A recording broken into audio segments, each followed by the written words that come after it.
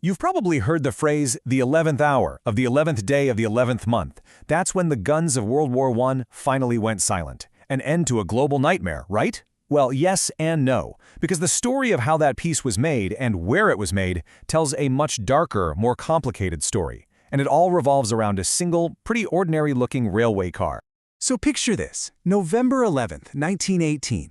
The end of the Great War isn't happening in some grand palace. Nope, it's happening inside a repurposed dining car, number 2419D, parked in a quiet forest in France. This was actually the mobile headquarters for the Allied Supreme Commander, Marshal Foch, and it's right here that the German delegates finally accepted the terms. The war was over. A huge, world-altering moment. But the story of this train car is far from over. Fast forward just 22 years. June 1940. In one of history's most brutal twists of irony, Adolf Hitler does something incredible. He has that exact same dining car dragged out of a museum and brought back to the exact same spot in that forest. Why? For the ultimate humiliation. His goal was to force France to sign its surrender to Nazi Germany right there, inside the very symbol of its greatest triumph. So how on earth did one train car become the stage for two of Europe's darkest, most defining moments? Well, you see, this isn't really just about a train car. It's about how an armistice, which is really just a ceasefire, not a final peace treaty, ended one war in a way that basically laid the tracks for the next one. To get it, we've got to rewind to the last few desperate weeks of 1918 and figure out why Germany was in such a hurry to sign on that dotted line. Okay, so by late 1918, the German Empire was just cracking. It was getting squeezed from two sides, dealing with two massive crises at once, one on the battlefield and one back home. And it's these two crises that push them right into that railway car. First, let's look at the Western Front. The military situation for Germany was, to put it mildly, a total disaster. The final big Allied push, known as the Meuse-Argonne Offensive, had over 1 million fresh American troops pouring in, and they were just relentlessly shattering the German lines. The German high command wasn't stupid. They knew the war was lost. Their army was on the absolute brink of collapse. And you have to understand, the fighting didn't just slow down. It was brutal right up to the very last second. I mean, listen to this quote from a U.S. Marine Major General John Lejeune.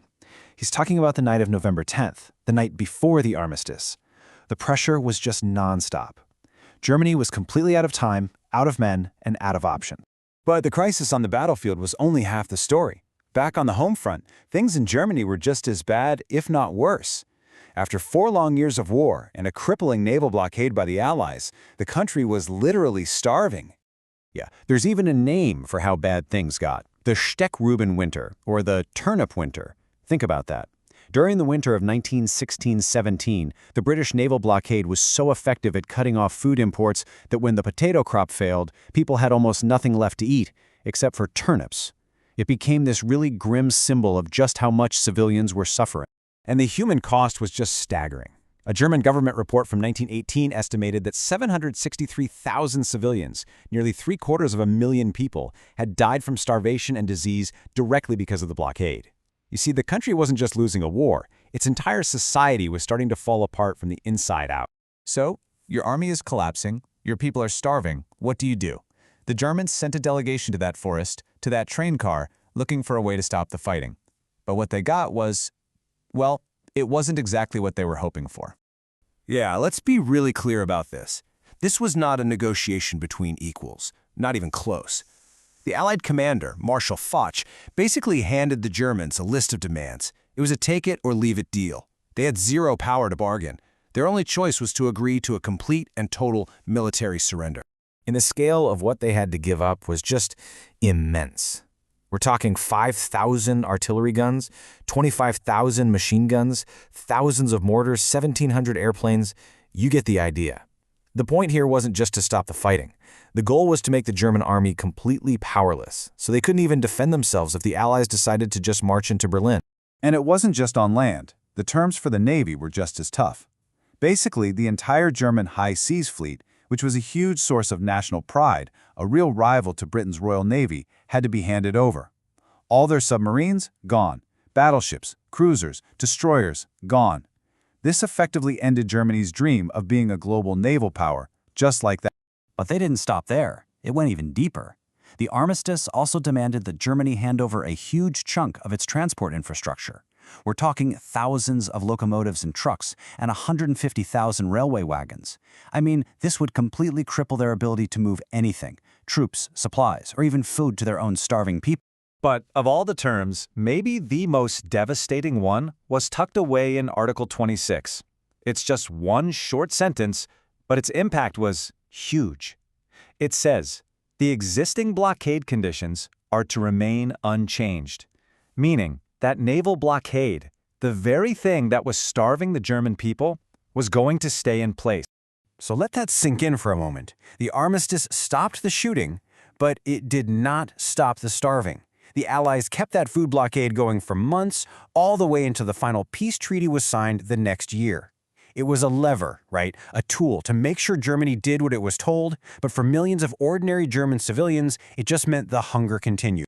So let's circle back to that dining car, 2419D. How did this incredibly harsh peace, signed inside its walls, echo through the next 20 years? Well, the car's own journey tells the story. It became this incredibly potent symbol, a French victory on one side and of a burning German desire for revenge on the other. After the war, the French turned the dining car into a national monument.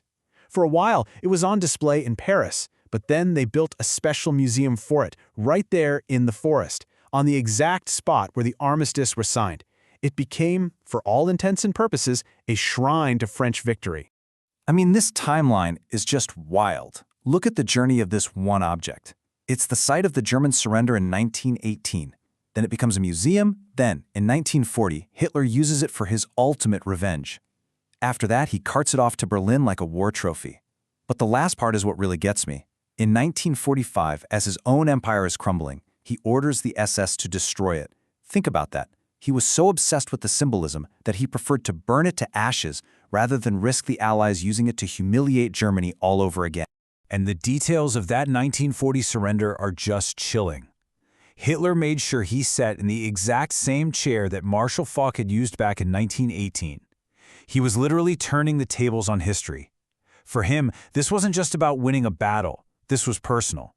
This was vengeance for what he and many Germans saw as the humiliation of 1918. An American journalist named William Shirer was actually there in 1940, and he wrote about what he saw in Hitler's face. He described it as being a fire with scorn, anger, hate, revenge, triumph. What he was seeing was the culmination of 2 decades of German resentment. A resentment that started with military defeat, was fed by national humiliation, and was cemented by the terms of an armistice that stopped the fighting but kept the hunger going. So when you trace the incredible journey of this one train car, from that forest in France all the way to a pile of ashes in Germany, it really makes you wonder, doesn't it? Was the 1918 armistice a real, lasting peace?